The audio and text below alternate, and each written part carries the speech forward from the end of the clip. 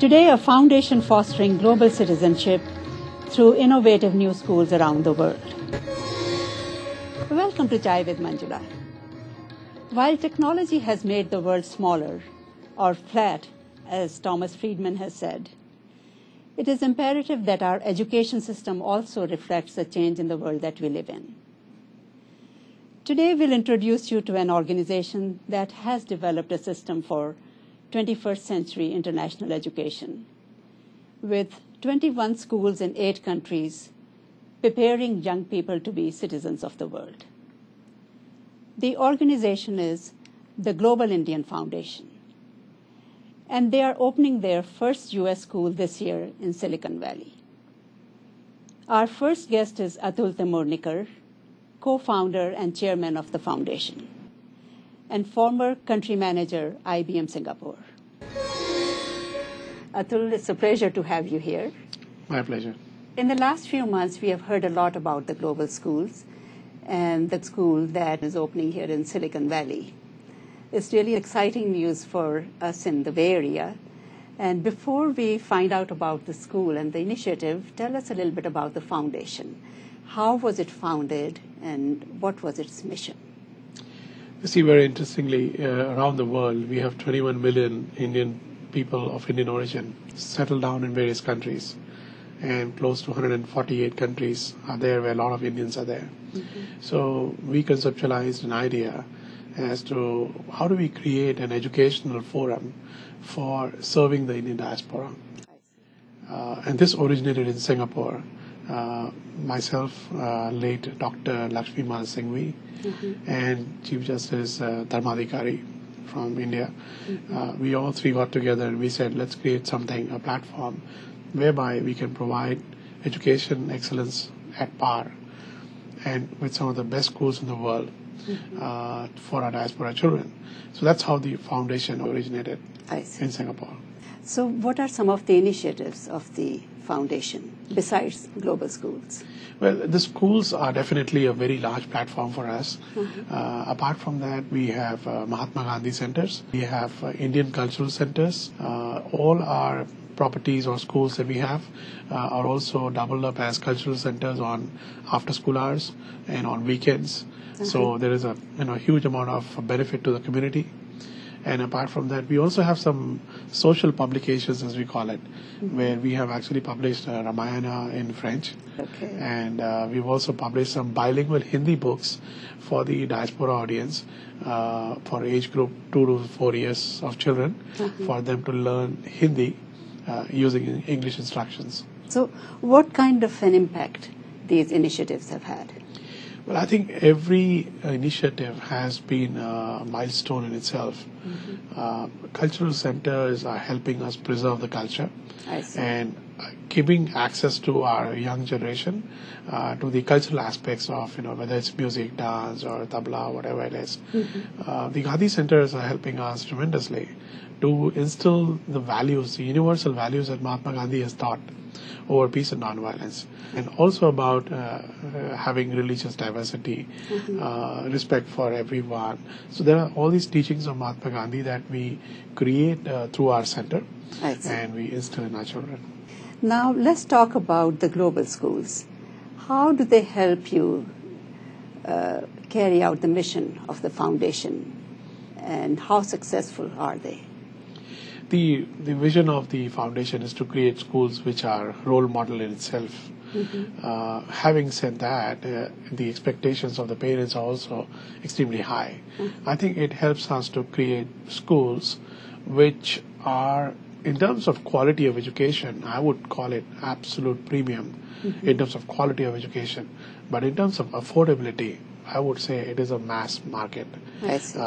We make it a point that all our school fees are in the affordable bracket, and the quality of education is delivered without compromising or cutting corners in the organization. And how are you nurturing global citizens? That's your slogan. Yeah, Manjula, this is global citizens is a very, very loosely talked about topic, but I think the seriousness with which we have made it as a tagline implies the importance that we have given to nurturing global citizens. I think the core elements of nurturing anyone to have a global perspective is to give him a global education, is to give a good understanding of the global culture that exists in various countries. You talk about Asia Pacific, you talk about China, you talk about India, you talk about Middle East, and the Europe and the Americas. So every child in our global school is taught and made to understand cultures of all these countries. We also use a lot of practical lessons in history and geography so that these countries are made more visible. And lastly, any person or any child who has to be global has to have the best education. We all have come from schools which have given us the best education to us, and that is why we all are here in various countries in various positions. So we feel that giving the top quality education together with a global perspective on the culture, understanding of language. We have in our school a minimum of 3 languages children have to take. Okay. First is English. In the second, we give a choice of French, Hindi, Tamil, or Spanish, or even Japanese. And in the third, we give spoken languages as Sanskrit and French and a couple of other languages, depending on which country it is. So the language options that I've given to you are the ones that we're going to offer in the U.S. Nice. And as I said earlier, this is the first school that you're starting in the U.S. Where are the other 21 schools? Which countries are they? 11 of them are in Asia Pacific, which is in the Southeast Asia and Middle East, and 10 of them are in India. Okay. And I read somewhere that you will also have some regular ongoing interaction between schools. What is that program? Yes. Again, making the students global, the important part is they have to have exchange. Traveling nowadays has become a very expensive option for people, so you can't expect students to be traveling twice or thrice a year to other countries. So we are going to use a combination of technologies such as Skype and WebEx to increase the interaction between the students from various countries. So a student in this campus in the Bay Area would be able to have presentations or make presentations or see presentations which are made by students in other campuses, say in Singapore or Japan or Malaysia for that matter. And at the same time, we are going to put in conferencing facilities so that students are able to attend lectures through video conference, which are being given in other parts of the other campuses.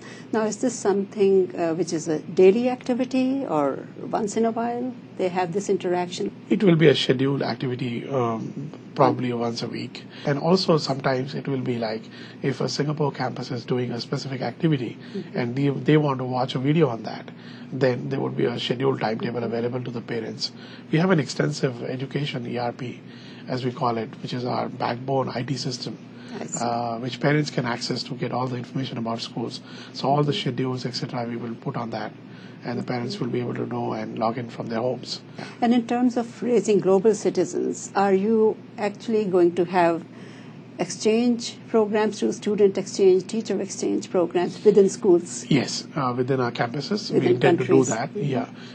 What we do is we have educational trips for the children. They go to other campuses, they stay there for a week. We combine it with lessons on the local campuses. So, for example, 3 days they may attend classes.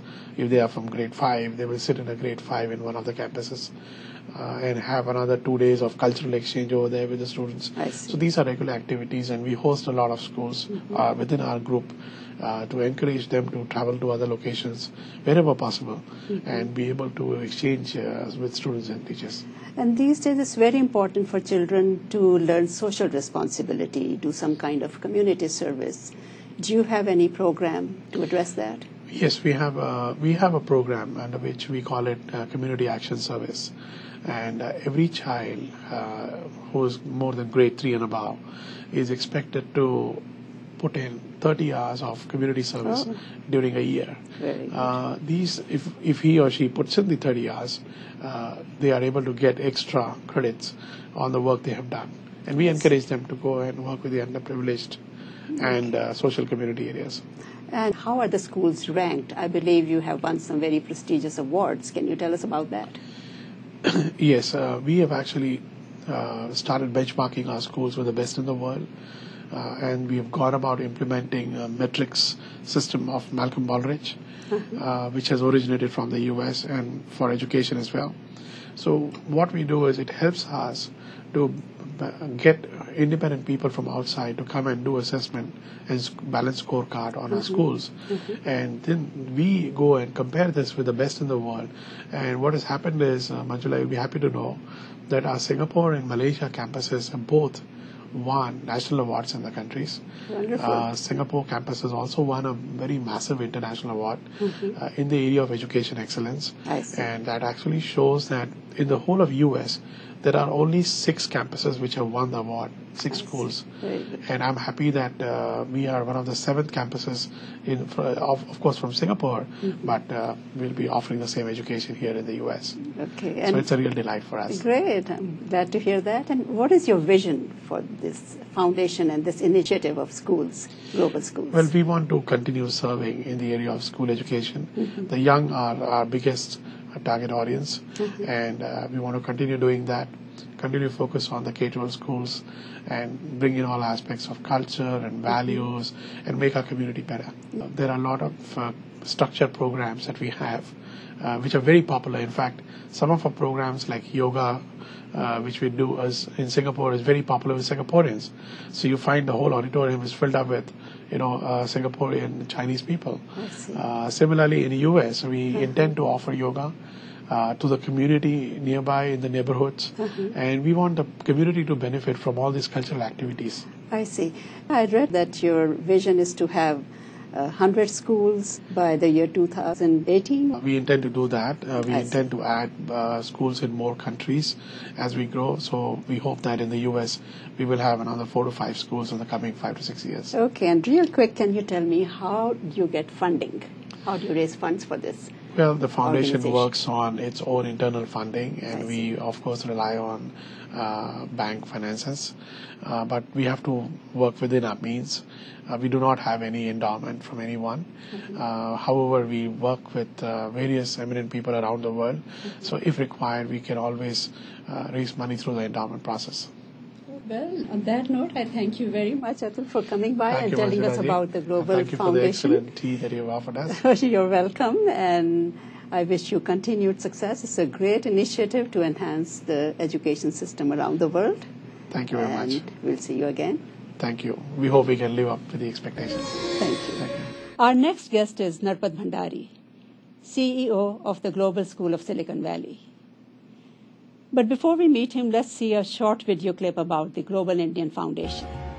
Global Indian Foundation, nurturing global citizen.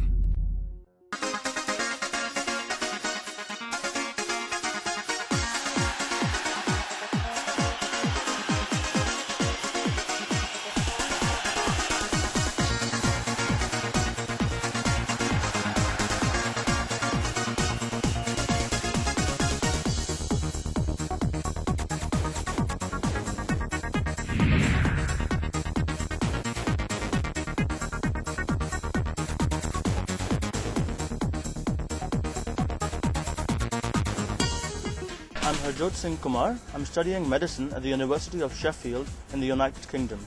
I did my international baccalaureate from the Global Indian International School in Singapore.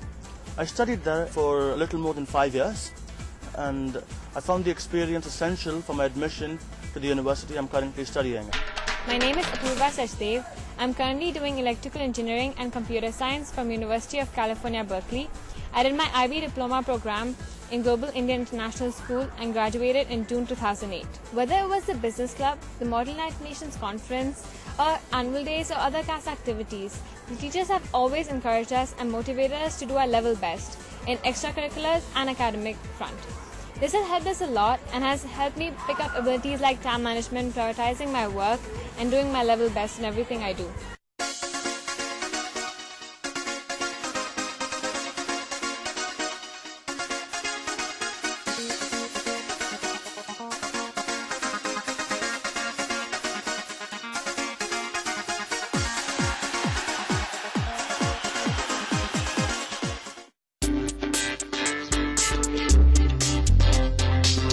Hi, I'm Prashanti. I'm studying in 11th standard CBSE at the Global Indian International School, Queenstown, Singapore.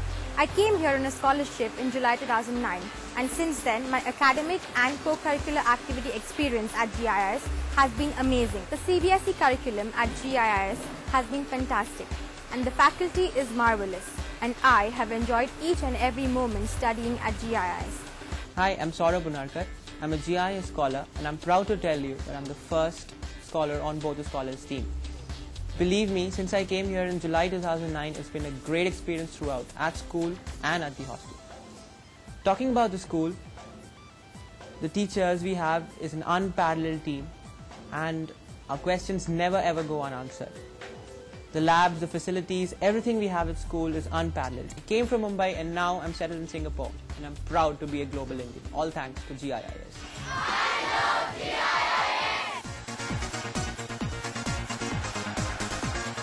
Welcome back to Chai with Manjula. That was a clip about the Global Indian Foundation. They are opening their first school in Silicon Valley this September, and joining me now is Narpat Bhandari, a successful entrepreneur in the Bay Area and a co-founder of TIE. He is the CEO of the Global School of Silicon Valley. Narpat, good to have you here. Thank you. I was at the first open house that you held last weekend, and I was very impressed by the vision and plans that you have for this school, and moreover, by the passion that you have for this particular venture. Now, this is a totally different field for you. So tell us what attracted you to this project, and what do you find gratifying about this? Basically, I met my brother-in-law 2 years ago, Dr. L.M. Singh, in New Jersey in a convention. And he was one of the founders? He and Atul both were founders, and he explained me about this project, that this is the project truly most valuable to the society. It could be very valuable for Indian diaspora, and he suggested I should get involved in it. Okay. And that was the beginning of the process. Subsequently, me and Atul have been discussing last 2 years how to translate that vision in this country. And though I have many projects, other ones, but I thought this project is one of the most worthwhile projects, which I can feel proud of it if I can execute. Okay. So me and Atul have been discussing for long how to do this project in this country. You're calling it a movement, a social entrepreneurship movement. You've been an entrepreneur and very active with TIE. How do you apply that experience and skill set to this venture? TIE has been in my blood, just like TIE junkie all my life. We started in 92, 93 time frame. And at that time, the mission was simply to help budding entrepreneurs to grow in this Silicon Valley the way you can do a better job. My mentor, Vinod Khosla, taught me for several years,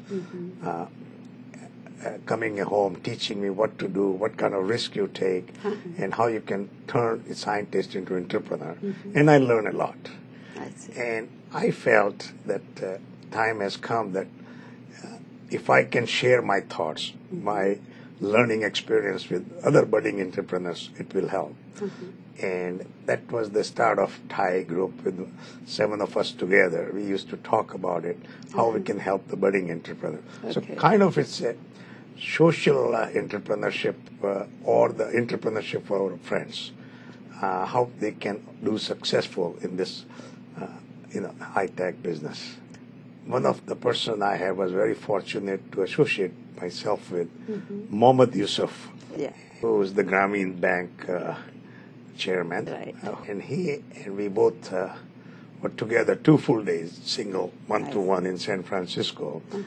And he told me all about microfinance, how he went to Harvard, what his passion was, what he did there. And I guess the rest is the history, what he has done in the microfinance. We felt in the group here, as well as myself, that can we use his experience and knowledge of microfinance in that country to us in education? Okay, so that was the beginning of inspiration there. For me. Okay, so what are some of the key differentiating factors of these schools? How do you set them apart from the schools that we already have in the Bay Area, the private schools? And we do have some very good schools. Our school will be having a total paradigm shift, which you have not seen it here. Okay. What I meant by paradigm shift is our academics will be American system, based on national curriculum of U.S. I see. Sports and curricular activities will be all included during school hours. Very good. We'll have several options for languages. At least first year we're going to start with 3 languages. Okay. And our international award-winning education blueprint, which we have in other parts of the world, we are going to bring it here. And of course, our principal and teachers will be the best in the country. I'm very fortunate personally to have Atul helping me out to all different campuses in the world and educate us that we can take this information and translate here in the Silicon Valley and make it one of a very unique, very different school. The kids can be really taught in the 21st century what they should be learning. Right. Tell us about some of the activities, extracurricular activities, sports, music, cultural activities that you'll be offering in the school. We absolutely like to see child not only good in academics, but also where he or she is better for either the music, sport, art. Right. And as you saw last week at our open house, we put for the children about 20 activities, which whether it's art, music, science experiment, gymnasium. We like to see where the child is good and let them grow in the same area. So we're going to provide a variety of activities, just not academics. Okay, and art, music of different cultures and different countries, will they get exposure to that also? Absolutely. When we have 21 different campuses all around the world, every child will see and participate in different countries. So that is the first paradigm shift we will be doing in this private school. And I also heard you say that you'll be offering so many activities after school and all that the parents don't have to run around over the weekend taking their kids from one class to the other. So are you offering some more classes, more courses in terms of extracurriculars than some of the other schools around? It's a kind of a challenging managing the child. The child has also some kind of that how many hours you can use. Right. But at the same time, we have a proven track record at global other schools that we can make it true wholesome by managing the time and the principal's instructions that we will provide all different activities inclusive. So they can spend quality time over the weekend with their families. Precisely. Right. Now, if a parent who is watching our show is interested in enrolling their child in your school, how do they go about it? Can you tell us the process? The process is very simple. Basically, admissions will be done by aptitude tests. Okay. Parents have you started giving the Yes, we have already started the aptitude tests. In fact, they are going today. Several of them are going. Parents doing it. Okay. And we want to make sure the child is fit in a particular kind of situation, so we can do the best for the child. Okay. And that's one of the reasons that we do a thorough aptitude test. And after that, if the child once qualifies where it is, the admission, they can fill the proper forms and move on. And how many children do you plan to take this year? The first year we plan to limit ourselves to 250. And this is up to 8th grade? K through 6 first year. Up to 6. Yes. Okay. And the reason we want to limit that, we want to show the quality, and we want to walk before we can run. So we thought, let's just limit ourselves to the 250 students, so we can really do the very good work for the students and show the difference what we are talking. I see. And what is your vision for these schools? My vision for the school is that once we have established ourselves here reasonably that we know our goals are being met, what we say we can deliver, we like to have multiple campuses in the Bay Area. Okay. Not only in the Bay Area, but every city of the United States. Yeah, that's the entrepreneur in you speaking. Yes, we were fortunate that I learned this process at TIE. Right. And now today we have 53 chapters. Right. And I would like to use my learning experience to have the multiple schools with this educational system. So this is just a beginning. This is the beginning. Well, that's great. Narpat, is there anything else you would like to tell us about the school? I just have a vision and dream that our community can help us to get this process rolling, and this communication goes that why we want our kids and the grandkids for 21st century excel in the true world and not in one country alone. Well, I congratulate you, Narpat, and this is a wonderful project, and we look forward to having these schools in the Bay Area, and I wish you all the best. Thank you. Thank you. Manjula. Thanks for coming.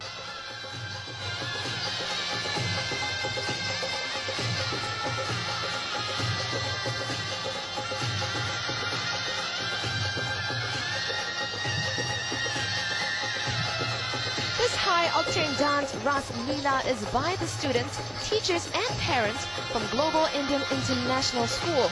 This dance style is called Dandiya in India and is part of the Holi celebrations.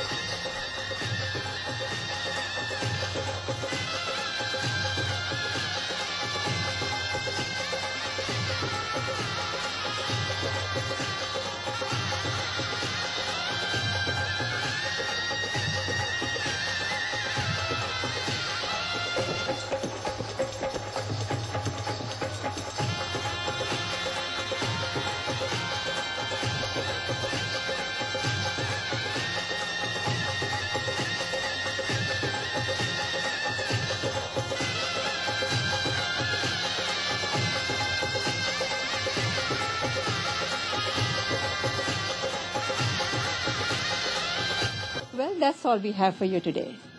Our guests were Atul Temurnikar, Chairman and Co-founder of the Global Indian Foundation, and Narpat Bhandari, CEO of the Global School of Silicon Valley.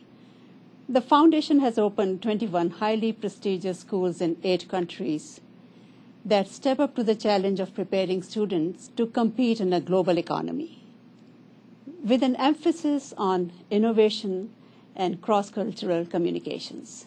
Their first campus in the U.S. will open in Silicon Valley in September 2010. For more information, you may look them up at myglobalschool.org. The toll-free number is 888-558-8828. And you may watch our shows, including this one, at chaivithmanjula.org. Thank you all for joining us for Chai with Manjula. I'm Manjula Gupta. See you next time.